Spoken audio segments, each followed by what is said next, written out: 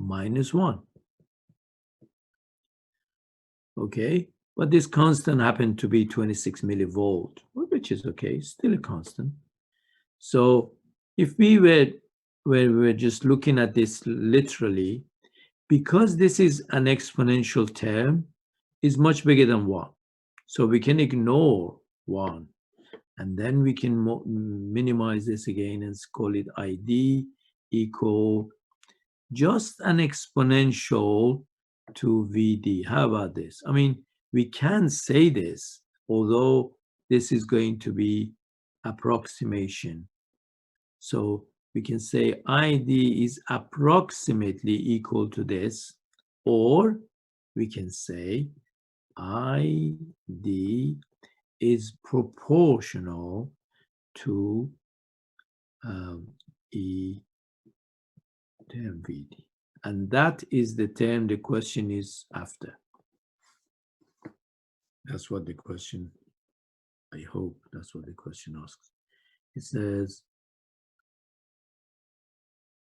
right, it says, showing how the two variables of diode current and diode voltage relate. That's right. So it says, based on this realization, rewrite the equation as a proportionality rather than an equality, showing how the two variables of diode current and diode voltage relate. So yes, that was diode current and diode voltage. They relate via an exponential term.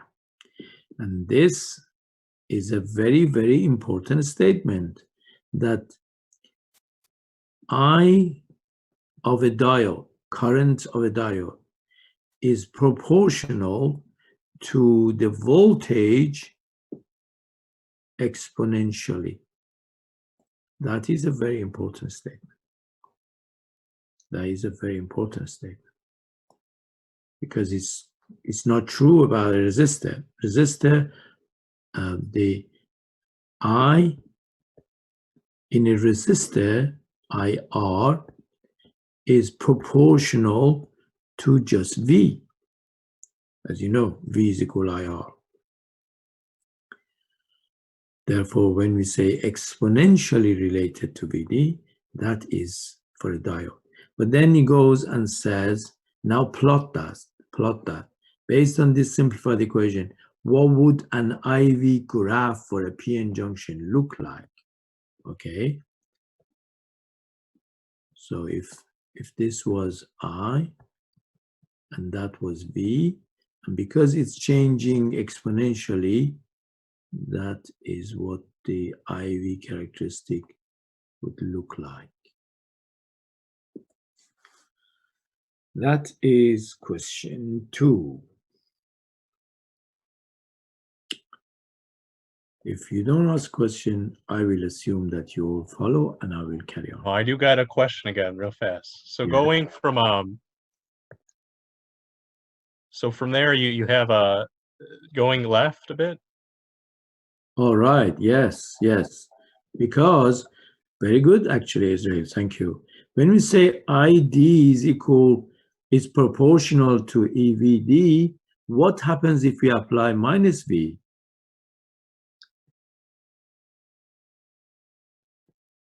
Then I would get minus I.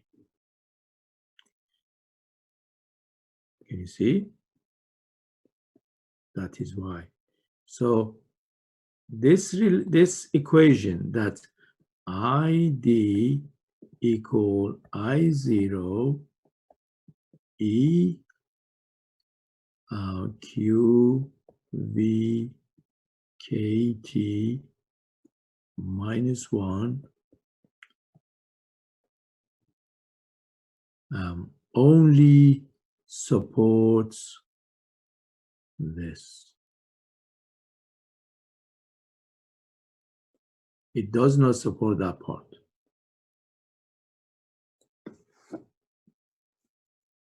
Okay. Yeah.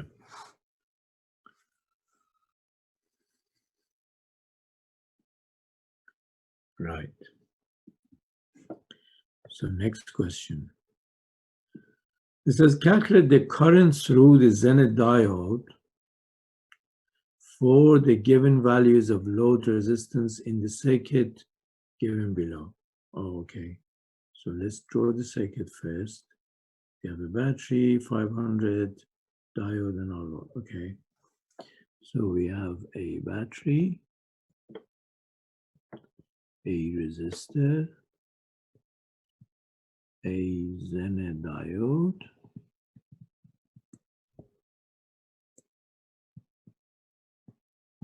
and a load. This is 15 volt, 500, 5.1, 15 volt, 500 ohm, 5.1 volt, and this is RL, I guess. RL, 1 kilo ohm. The very first value is 1 kilo ohm. Is 1 kilo ohm. It says find the current through, what does it say? It says calculate the current through the Zener diode. Okay, through the Zener diode. What is the current flowing there? Let's call it IZ.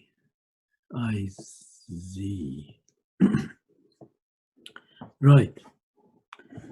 Do you see that this circuit can be looked upon as the current that flows through this resistor here, I,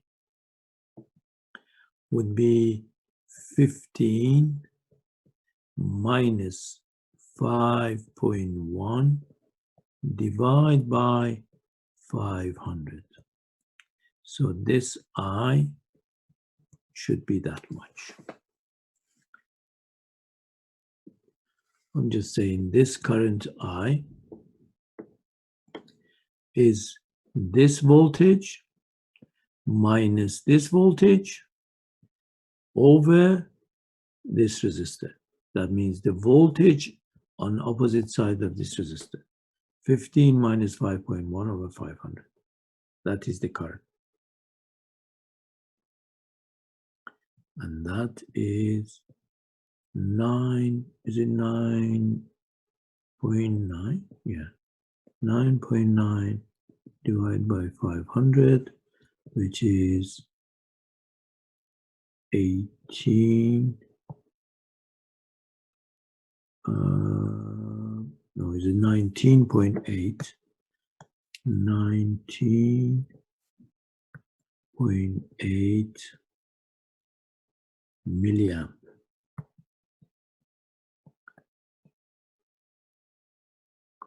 Is this current.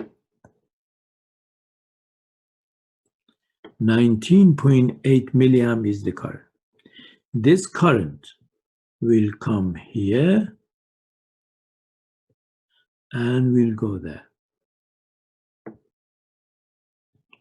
So if we just decide what current is through this load and subtract it from this current, if we take this current, the load current, subtract it from this current, we get the I through Z. So what is the current through load? I through load is 5.1 divided by 1 kilo ohm, because the voltage across this resistor is the voltage across this diode. With 5.1 over 1K, which is 5.1 milliamp. Therefore, IZ is 19.8 minus 5.1. That is whatever that is, 14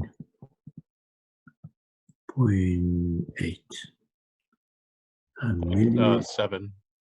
It was This small. one? Sorry, yeah. 14.7 milliamp. That is the answer for just 1 kilo ohm. So the rest you can obviously do. You now substitute the next values, 910 ohms, 680 ohms, 470. The reason is given, you see this question, actually let me face you. This question is a very practical question.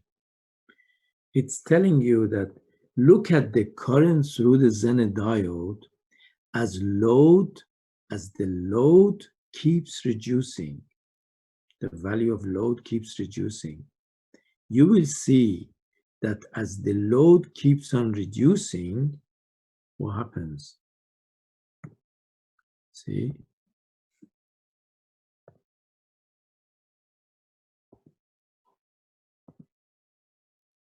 When we take the 1 kilo ohm, that was the current. If we put a lower value of load here, that will go up. And as this will go up, the current through the Zener will reduce. So what conclusion can we draw from that? A very practical, very important practical issue this problem is addressing now. It takes a moment of thinking. We just showed that as the load keeps reducing in value, the current through the Zener also reduces. So what happens when the load increases? So does the current through the Zener diode. And of course, Zener diodes have a current rating. We can't allow a higher current than the rating to go pass through Zener diode. Now, so it's a very practical question, although it looks as an as an assignment, but honest to God, it's a valuable question. Now, I want some of, at least, I know this is again in your knowledge.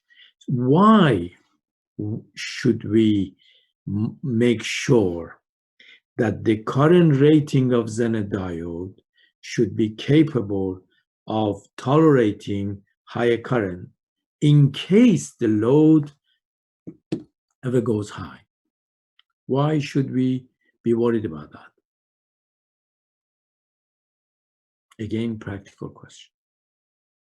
You just saw as the load value reduced, the current through Zener diode reduced too. When load goes big, high, the current through the Zener diode also goes high. Why should we be worried? In case the load is removed, would that be the cause?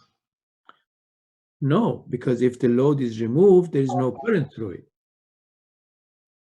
Which would mean all the current would go through the Zener diode. No. No? No. Because then Zener voltage,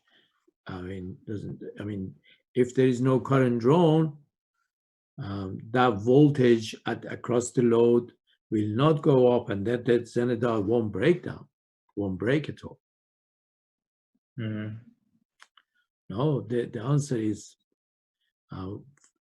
the question is very, very practical and very, very important.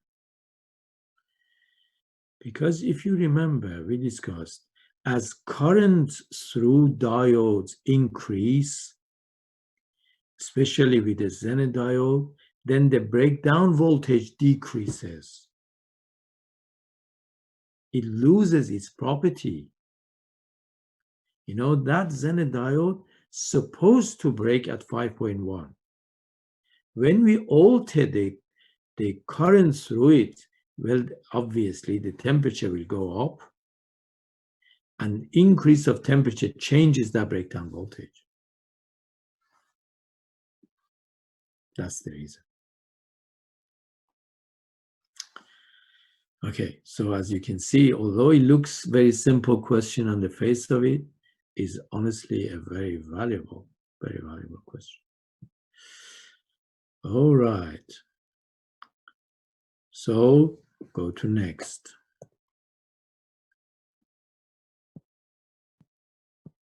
Okay, this I think we just answered, right? I don't need to go over this again. I don't like this. So stupid. Anyway, just ask you to draw a band diagram like we did before. Right, this one. This is a good one. But I don't know if I need to do it because there's a there's a PowerPoint at the end of, there's a part at the end of the first PowerPoint that actually deals with this. But let me just do it. Anyway, let's see what the questions. What is, all right, I'll try to do as much as I can. What it's saying that a sinusoidal signal is applied. This obviously the frequency F is, because it's mains, it's 60 hertz that we know. It's going through a bridge rectifier that would be a full wave rectification. I'm doing this, but please, if you need me to elaborate, if you have questions, please stop me and remind me. I will do whatever you want me to do. I don't want to just waste your time, that's why. So the full wave rectification and 60 hertz mains. Mains means RMS value is 100 and this says it's 110 volt, and the transformer ratio N is 10:1. So once the voltage, and I believe all he's asking, what is the voltage at the, what is the voltage there? I think that's what he's asking. At the load, am I right? Says,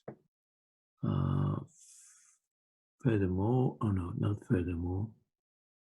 But then it says, Yeah, the first one's just the voltage across the load. okay, without a voltage capacitor. across, very good. Voltage across the load. So let's just do voltage across the load. Okay, so if it's, is it 110 or 120? Let me just, The paper says 110. 110, that's okay. So then the voltage that will arrive past the transformer is 110 divided by 10, which is just 11 volt. Now, this is RMS. Oh my God, go on. What's up with you? So the RMS is 11 volt. If that is 11 volt, V peak is RMS value times √2. Just like 15.5. Thank you. 15.5 volt. That would be the V peak. That is V peak. Now, if V peak is that much, VDC is twice V peak divided by pi. That is the VDC or V average. And that would be 30.1 divided by pi. What would that be?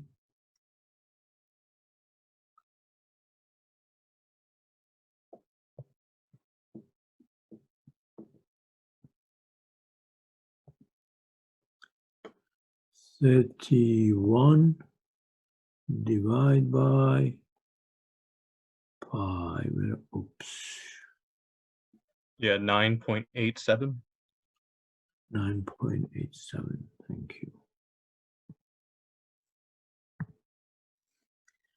9.87. This is the actual average value.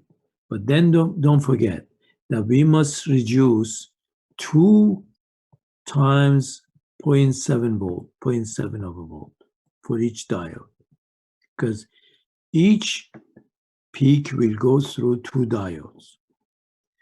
That is 9.87 minus 1.4, that is 8.47 volts. That is the voltage across the load. Voltage on R. That is it, 8.47 volt. So that's answering the first part. And then he's asking for ripple peak to peak. That is determined by, he actually gives you the relationship, is by I divided by FC. I is the current, what is the current? Does it say the 20 milliamps. 20 milliamps, thank you. 20 times 10 to minus 3. F is 60 hertz times full wave.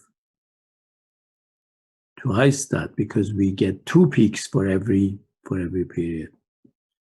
Times 500 times 10 to minus 6 microfarad. And that would be the ripple voltage. So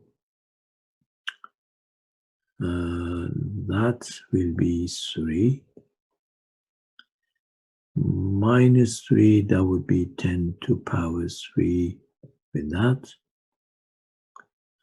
That is 6 times 30 with the 2, and that is 1000. That is just 0.33, am I right? Something like that. Oh no, times 2. 2 and 2 cancels. Sorry, this is not right. No, I think it is 333 milli, which is just 0.33. Yeah, that's the peak to peak of ripple voltage. If this is peak to peak of ripple voltage, the RMS value of that is, so we must get 0.33 divided by 2, which is 0.16, then divide by root 2, that would be the RMS value of ripple voltage. Because as I said, I'm hoping, well, I know that there is a PowerPoint. There is a section on PowerPoint 1 that deals with this question, exactly as I said. Any questions?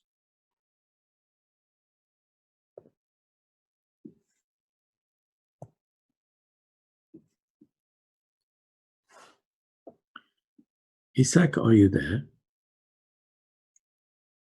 Yes, sir, I'm here. And I just wanted to ask, on the division by 2, that was the only thing I was a little bit iffy on. That's the only thing, what? That I wasn't sure about. Oh, because it's peak to peak, you see. Oh, of course. Of course. That's right. Thank you. You're welcome. All right. We are doing good. We're doing really good today. So that is that question. Okay, question 6. In the amplifying circuit given below, discuss the main important feature of each component used in this circuit. Let's do this first. Okay. Right, this is good. Actually, the main important feature of each component. Let's begin with the most left-hand side. So the voltages are applied through resistors. These are the input resistors, which don't mean anything really. These are, resistors that input voltages will bring, so that they will bring input currents. Now, this initial capacitor is a capacitor. The feature of this, the reason for exists of this is to prevent any DC value coming from the input signal to be blocked. That is the purpose of this capacitor. That's what is for. Professor, I got one question. Yeah. And we don't want that because like it'll distort our signal, right? That's the reason we don't want the DC component. The reason we don't want DC component of input voltage to ruin our quiescent point. Yeah, I keep forgetting the Q point. Okay, Yeah. thank you. The quiescent point was so meticulously chosen. We don't want any DC value to come and make a mess of that.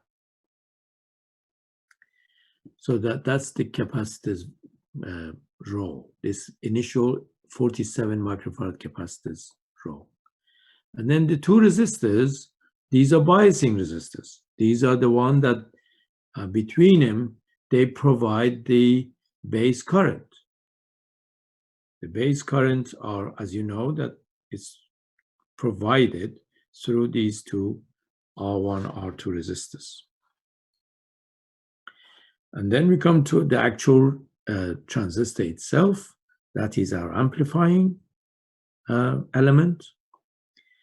The 4.7 kilo ohm is behaving as our load, is almost our load.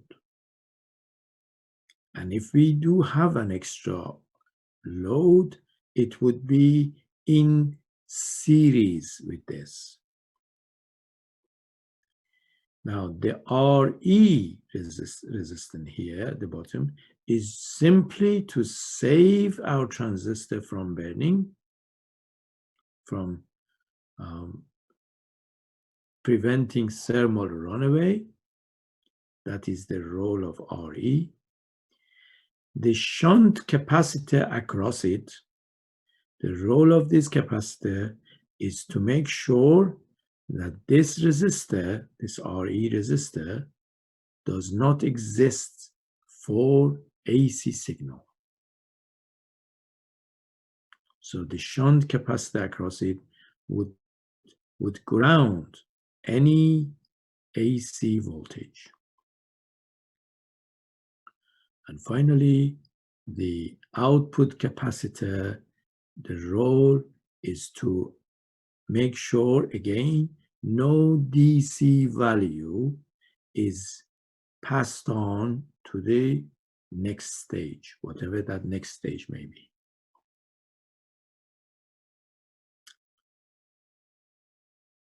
That is answering the first part. Have I confused anyone?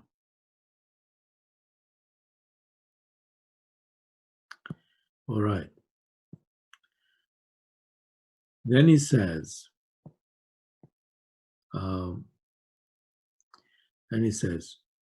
suppose we measured a 9 kilohertz sinusoidal voltage of half volt peak at point A in the diagram. Suppose we have half a volt peak at the point A, at that point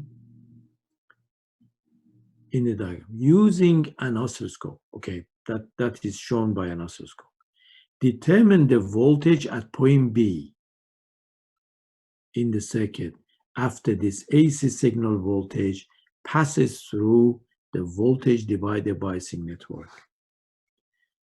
Has anybody answered this question?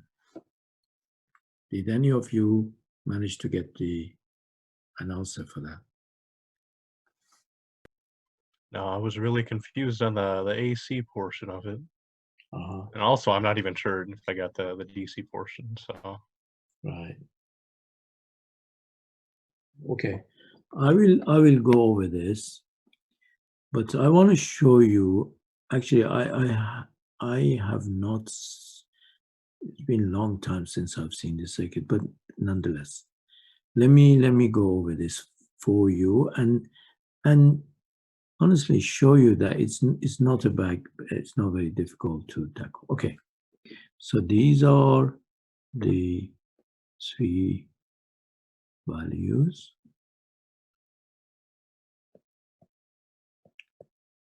and then there is a capacitor. Then there are these resistors, and that is the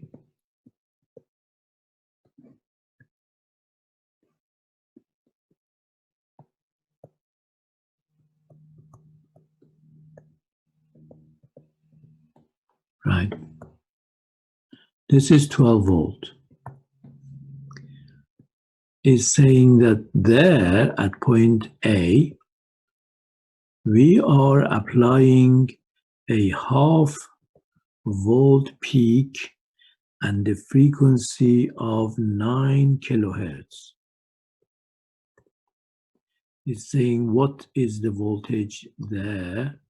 V there at that point, both DC and VAC. This is what was it? 8110K. 81K, 10K, and if this is 47 microfarad. This is 1K, that's 4.7K, and that should also be 47 microfarad. Let me see what this is, 100 microfarad. Very good. All right, what a lovely question, actually. Right, firstly, let's decide what the DC value at that point is, the DC value.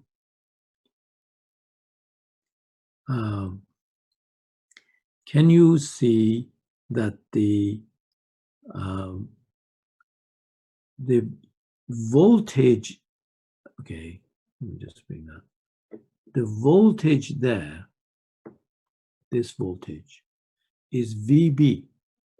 Call it VB. Which is 12 volts times 10 joule divided by 2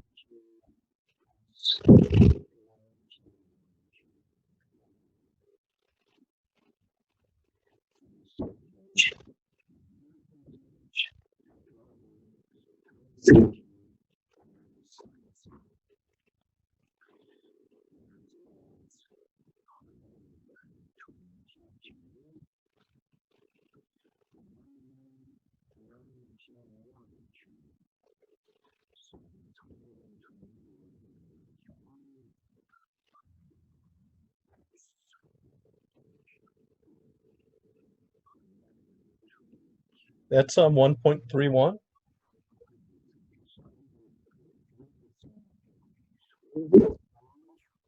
Also, Professor, I'm not sure if it's only on my end, but your audio's acting odd.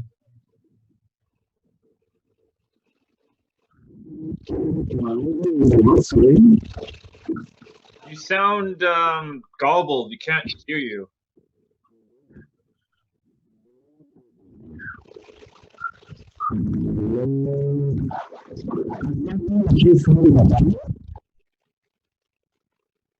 I don't know what you were trying to say. Sorry. I assume it might be something's acting up, but your audio is distorted right now. We can't really understand what's being said.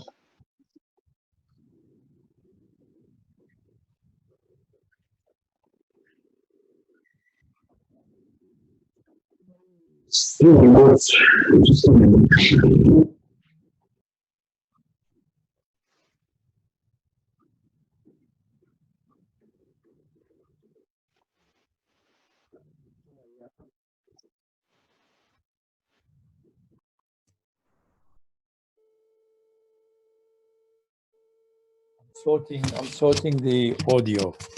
Oh, okay, that sounds much better.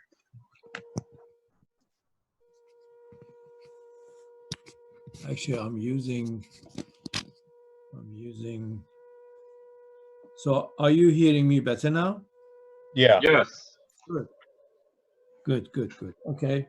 I'm sorry about this. So how, from the beginning, you couldn't hear me very well? Oh no, we could. The only part was just when you're doing the 120K over the 91K. All right. Everything else we were able to hear. Okay. So do I need to go over this once again? I mean, No. Again, the only part, it only started acting up at the last moment. all right. I think we should have heard everything so far. Great. So as you can see, this voltage there, the V voltage, or there actually, what that voltage, point B, is 12 times 10K over 10K plus 81K, which is 120K over 91K. You said, what is the value of this? Oh, I said 1.31? 1.31 volt, correct? Yeah. That is the DC voltage. That is the DC value at point B. As the question asks, what is the DC value at point B? But he's asking, what is the DC value at point B and the AC value at point B? That is the question. Let me bring the question up. It says,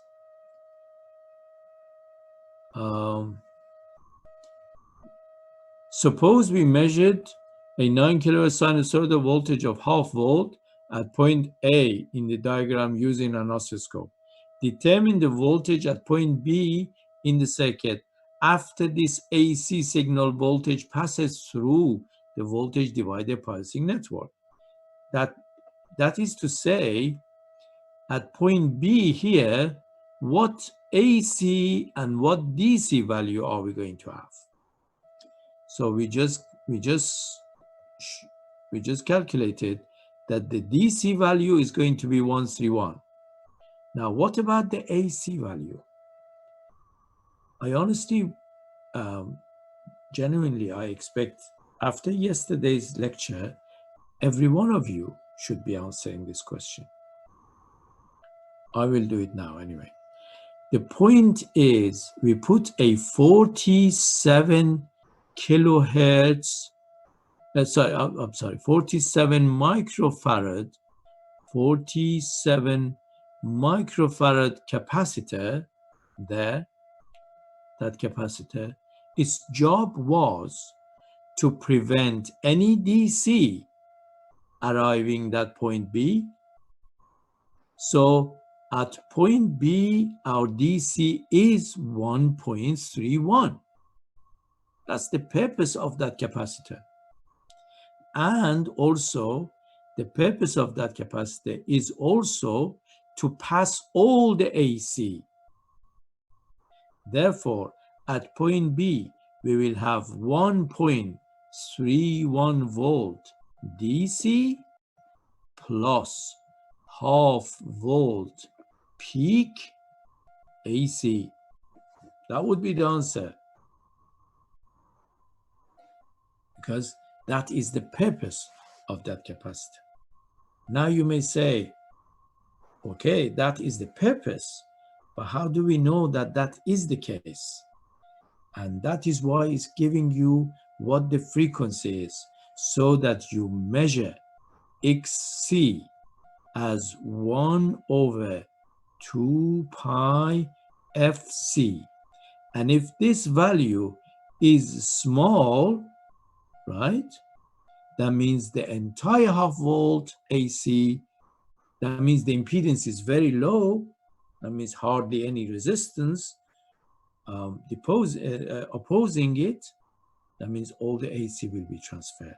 So we need to actually calculate what x of c is. And let's substitute. xc is 1 over 2 pi times 9 times 10 to the power 3 times 4.7 times 10 to the power 6.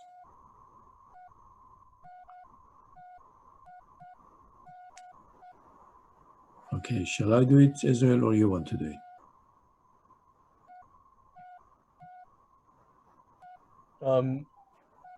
So wait, the top is 1 times 10 to the power 6? Yeah, because the microfarad, I took it to the top. Oh, okay.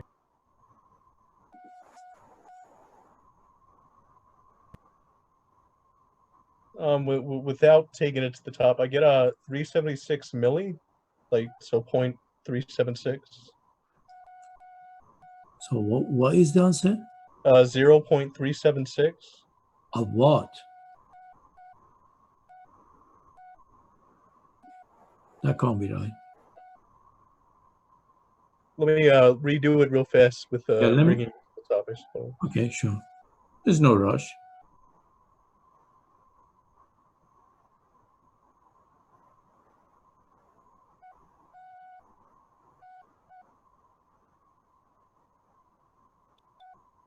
Ooh, that's not good. That's actually a bigger value. Okay, let me quickly bring this up.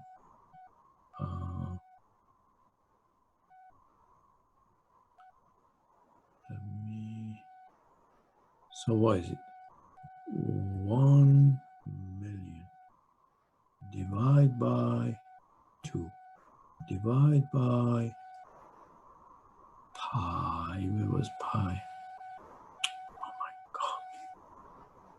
Why does it do this?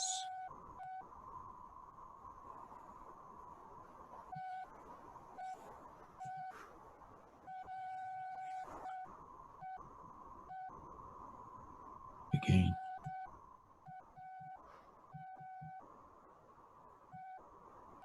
Divide by 2, divide by 3.14, divide by 9,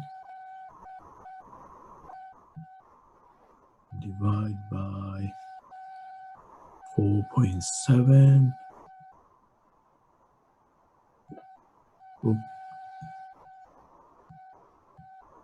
4.7 divide by 1000, 3.94, 3.940. Is that not a low resistance? Therefore,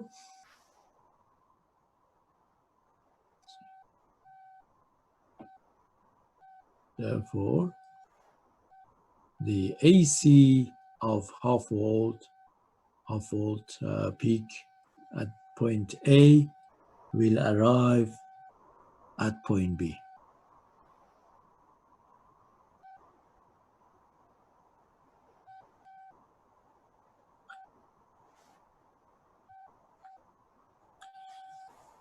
Is there anyone who is confused? Who's not? That makes a lot more sense after you described it. Because the DC portion, obviously, that part was very, very, very simple. Though. Of course. You I see, guess hearing AC confused me for some that's reason. right. See, I mean, it was just to kind of show you that the purpose of that capacitor is what we are saying, right? In practical terms. So that's why it's giving you the frequency, that's why it's giving you the value of that capacitor, just to tell you there is not much of an impedance for the AC value, but there is also, obviously, there is no DC value. Okay, so that is answering that part of the question. Oh, I don't know. I keep on just talking to Israel. I really mean it, Jillian and all gentlemen. Are we all good? Are we all following? Professor, I have a question about the capacitor value. Why is it 4.7 and not 47? Was it 47? I'm yeah. sorry. Actually, no, it should be 40. I'm sorry. Did I take? Oh, it is 47, not 4.7. You're right. That should be 47. Let's do one more calculation. I'm sorry. We don't want to. I think that 47 is why I got 0.30 or 376. Oh, that's even better. Well, I don't know. Anyway, let's just do it. So let's just do 1,000. This time I'm going to take this out. 1,000 divide by 2. Divide by 3.14. That's pi. Divide by 9.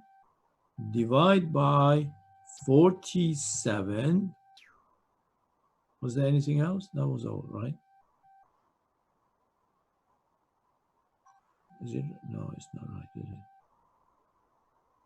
2 pi 9. If you're doing 1,000, I think it should have been 47 times 10 to the 3. If you're only bringing up the 3 of the 10 for some reason. So do you want to do it quickly? Just give me, give me 10 to power 6 at the top, divide by 2 pi times 9 times 10 to power 3 times 47. I got 0.376. All right, 0.376, right? Correct. Yeah, it's kind of Thank hard you to very see, much. but I'm showing it on my webcam right now too. You can Okay. go see it. Okay. That actually makes more sense because that is really, really a low resistance, which absolutely zero impedance. Thank you, Kenneth. And that proves the point. Right. So that's answering that part. So is everybody is happy and everybody is good with that question? Good. Let's now go to next part and see what he's asking again. All right, let's just see what's asking. So then we have answered that part. Then it says the voltage at point B will be a mix of AC and DC. So actually it tells you. So be sure to express both quantities. Ignore any loading effect. Oh my God, that's doing very well. Similarly, then it says similarly, estimate the voltage at the output terminal, which is also a mix of AC and DC. Oh my God, that is honestly, that is a superb question. He's also asking us to estimate what is the voltage there, AC and DC. Again, every one of you is capable of answering that question. So let's do it. Professor, I got a question. Is Yeah. it asking us for literally at the output terminal or right there at the collector? Because one of them would kind of, I guess, be a trick question, and then the other one will not. Because like if it was literally at the output terminal, since it's going across that capacitor, there wouldn't be a DC portion, obviously. So it would be kind of a trick, I guess, so to speak. Exactly. This is what I was going to say. When it says DC and AC, because we just proved that the impedance of these two capacitors, the 47 microfarad, is less than is 0.3 of an ohm. So really, whatever AC voltage is there at that point, it will be there at that point. But then there would be no DC through this. So the fact that it's asking DC and AC, it must mean there. That makes sense, right? Yeah, that makes sense. Okay. So now, all right. So he's asking basically, what is the DC and AC value there? Now, as I said, honestly, you should have been able to answer this question. Never mind, we can do this. Of course, it's for first time. So let me do it. So I want to draw, we don't have to really do the beginning, the A and B and all this. It's just that part.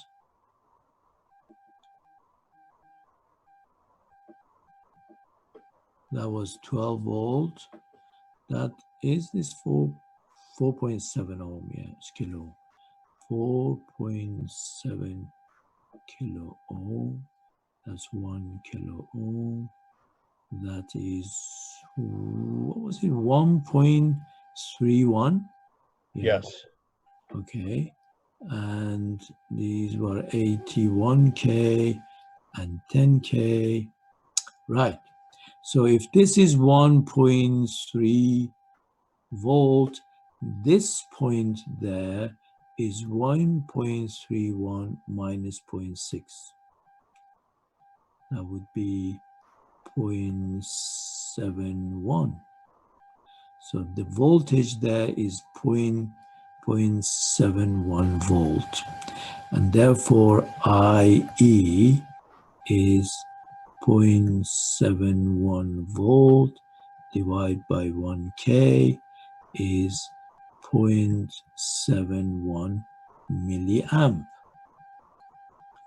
And therefore, when we say IE and IE is almost equal IC, and therefore IC RC is 0.71 times 10 to minus 3 milliamp times 4.7 times 10 to power 3, power 3, power 3. So it's basically 0.71 times 4.7.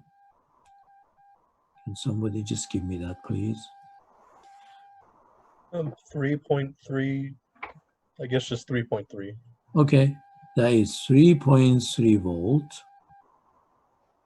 All right, so this voltage here is 12 volt minus 3.3 volt.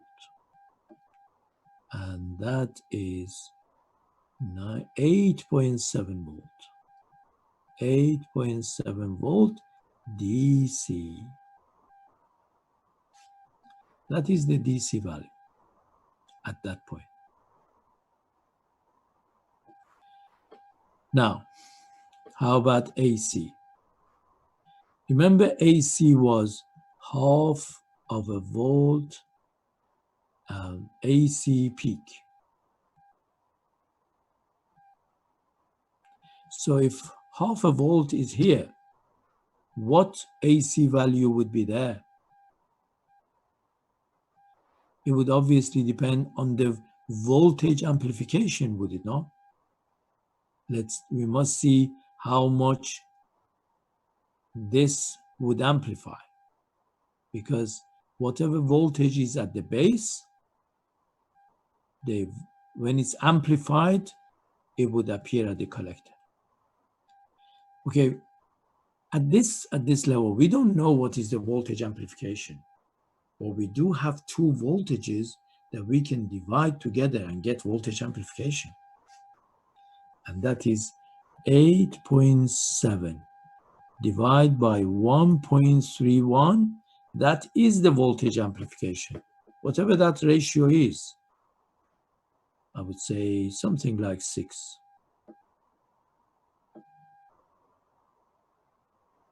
That is voltage amplification.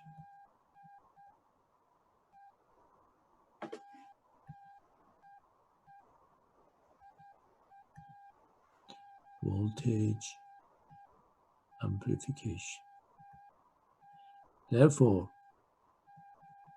am I right? Is it just 6? Something like that. Yeah, it's like 6.6. 6 is Yeah. close enough. So then I can say 0.5 AC value times 6, that is 3 volt AC. That would be the AC value peak value there. So in fact, 8.7 volt DC plus 3 volt AC. Thank you very much.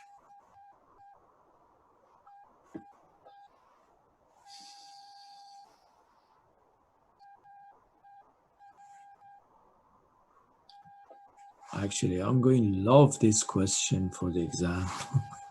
I'm so overwhelmed with this. That's so fun, so beautiful.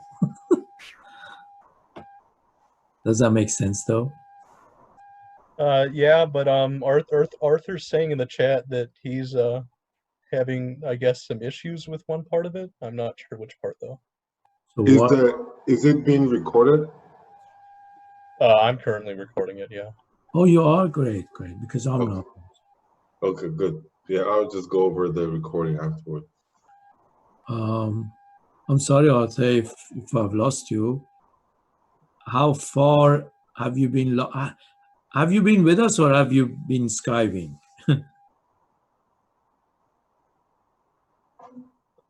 Oh no, it was fine, but sometimes my bandwidth kind of slows down, and I'll lose a word, and then talk about AC, and then it goes on. So it was weird to That's talk with the.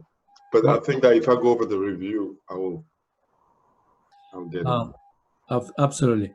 And if you do go, and if you fall, even then, if you're confused, you can always call me, send me an email. We can have a chat. Awesome, thank you. You're welcome. So I guess that is the end of that question then. Professor, can you go back to the whiteboard really quick? Yeah. Oh, you want the whiteboard, right? Sorry. Right.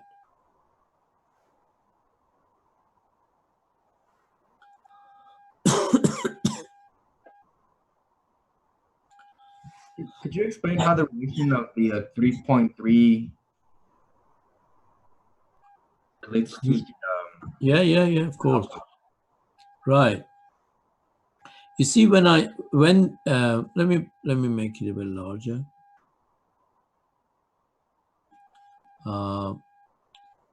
We said the voltage here at the base was 1.31 volt, right? And then if that is the case, the voltage at the emitter is of course 0.6 volt less, because base is 0.6 volt above this voltage.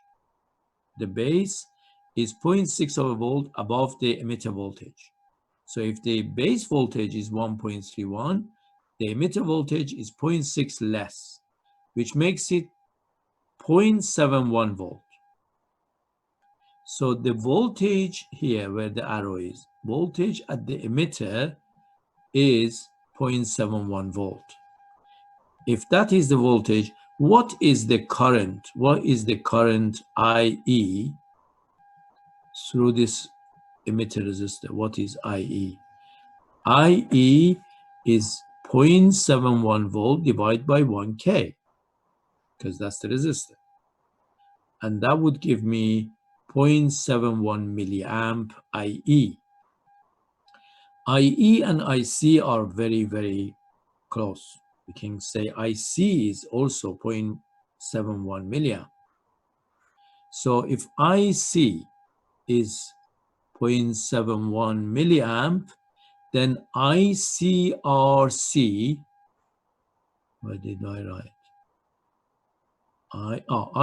ICRC is 0.71 milliamp times 4.7 kilo ohm, which makes it 3.3 volt. So okay. the voltage across the voltage across this RC is 3.3 volt. Therefore, the voltage here at that point, at this point, is 12 volt minus 3.3 volt, which is 8.7. Okay, thank you. That is DC voltage. So now that we have DC voltage there, we have DC voltage at the base. If we have DC voltage at the base, DC voltage at the collector, we can estimate the voltage amplification of this transistor. That means dividing the voltage at the collector by the voltage at the base. That will give me a ratio, almost, I just guessed, it's a ratio of about 6. So the voltage amplification of this is about 6, figure 6. And if that voltage amplification is figure 6, then at the base, I have half a volt peak applied. Then I will have 6 times that bigger at the collector, which makes it 3 volt AC peak.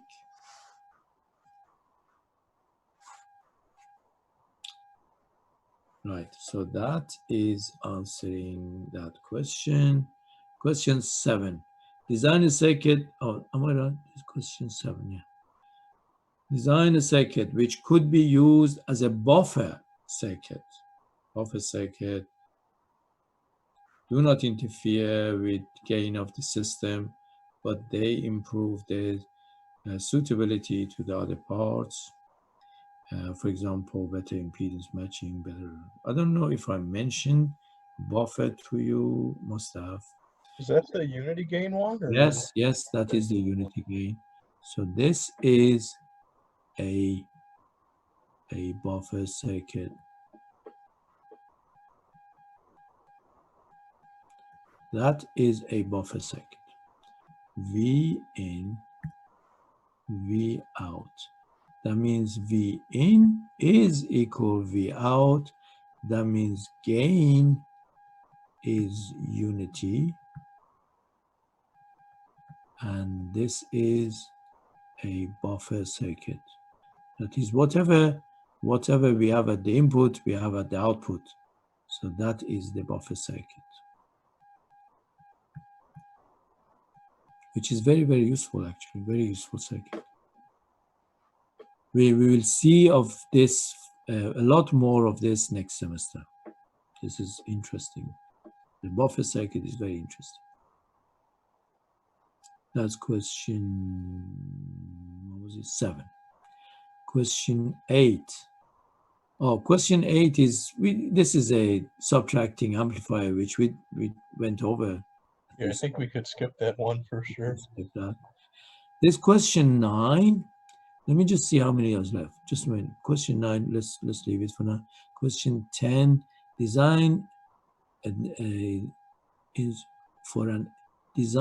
a circuit diagram for an instrumentation amplifier that would be capable of amplifying receiving signal from it. Oh my God, no, you haven't done this. You haven't covered this instrumentation amplifier, so forget this. I'm sorry. Question 10 is not, you haven't been taught about this, so I'll leave that. And question 11, we don't have to do because we did it not long ago.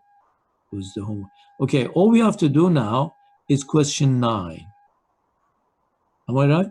That Yep. would be the end. Question 9. Okay, let me just begin by question 9. 2x 4yz. 2x 4y and z. X, y, z 7. This was 20 x, y, and z 7. X, 3y, 2z 15. X, 3y, and 2z 15. Right. It wants us to presumably solve this 3 equations, 3 unknown electronically. That is the question. So if we have 3 questions, 3 unknowns, we can obviously solve them mathematically, but the question is says solve these electronically. We must always go from each one, decide what x is, for example, go here from what y is, and go from here what z is. So we find x in terms of y and z. X would be 2y plus 10.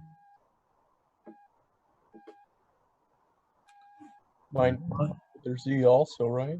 Minus 2y, yes. Oh, yes, sorry. Okay, you're right, yeah. That would have been too simple. In fact, it's minus 2y minus z 1/2 z. 1/2 z, yeah, plus 10. And y would be minus x minus z plus 7. And z would be minus half x minus 3 over 2y plus 50. So now my equations will be rewritten this way. X equal minus 2y minus half z plus 10. Y would be minus x minus z plus 7. And z would be minus half x minus 3 over 2y plus 50. Well, if we could get this far, the rest is really not that difficult. For example, I can say I take a resistor there and resistor there and a resistor there. Professor? Yeah? Shouldn't for z is equal to negative 1/2 x minus 3/2 y plus 15, shouldn't that be 15 over 2? You should. You're absolutely right. That's 7.5. Thank you. Thank you very much. So,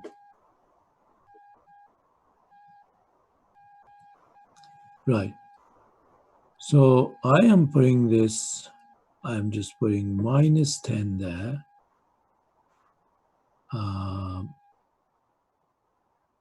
I'm putting the z there.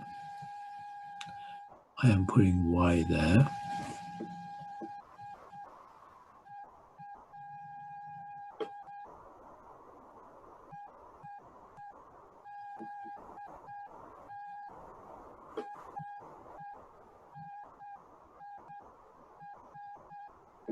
So if I put, don't forget, I want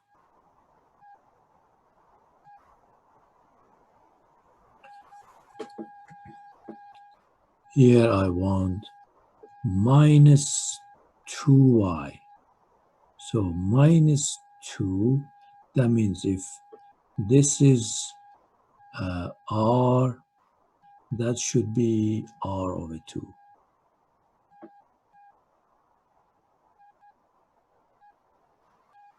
Do you agree?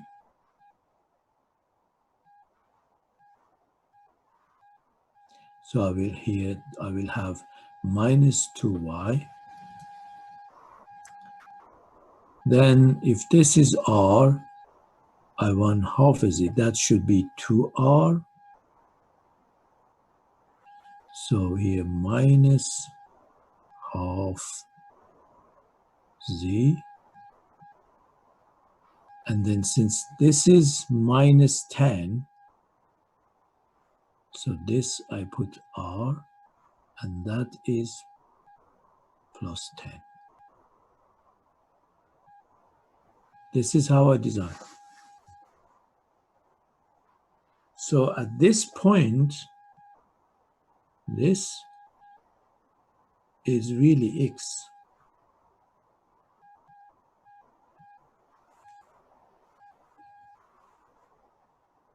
Let's do next one. Are we okay so far? Does everyone follow? And that's the kind of thing we have to do, just design.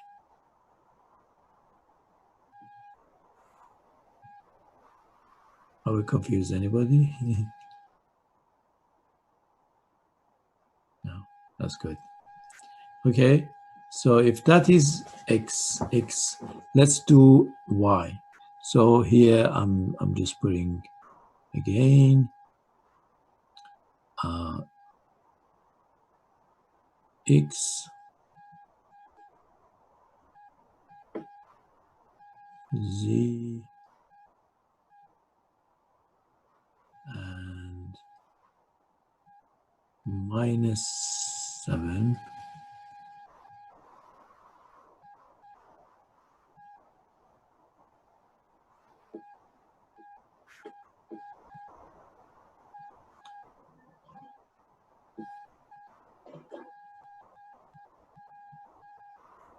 This is R, R, R, and R. And here I would have -X, -Z, +7, and therefore this would be Y. So when I receive Y here, all I have to do when I want to connect these circuits together, I am going to connect this Y there. That is my Y. And this X is going to connect there. And I do another one for Z. Simple as that.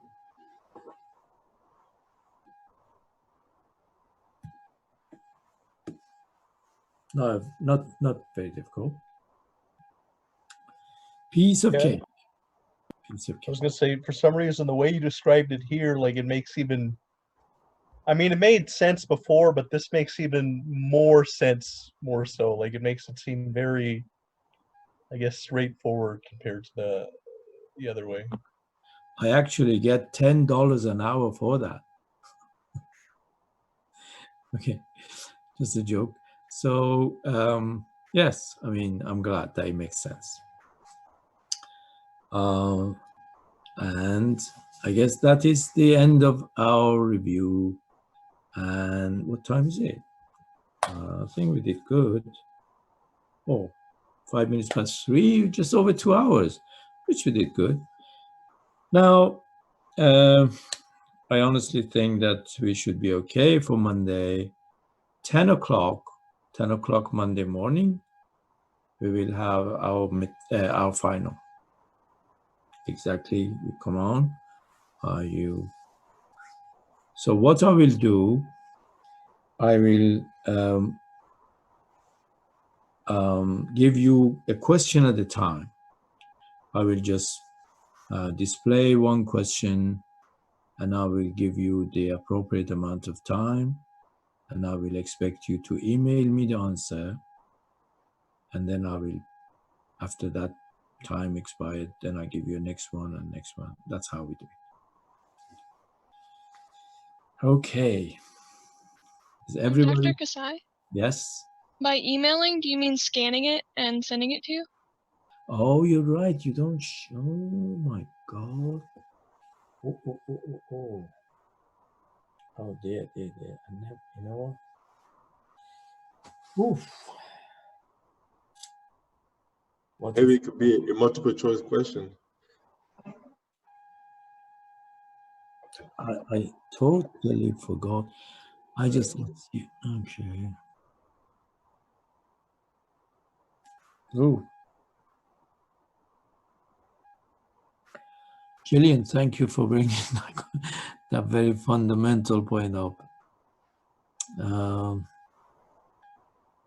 Let me think it over. Let me think about this. Because not everybody has a scanner. And besides, I mean, it would take time. And does everybody have a scanner? That's actually been an issue throughout all the classes. I think obviously some people have scanners, but there's a good lot of people in the class that do not have scanners nor printers. I mean, I guess for scanning, you can just take pictures with your cell phone and email it. That would be one solution. Let me think about this, please. I honestly totally, I was just assuming that you all have a shared screen and you could write on the screen and all that. I just totally forgot. Let me think about this. So let's come back 10 o'clock Monday morning, and feel free to send me a message if I don't answer phones if I don't recognize number.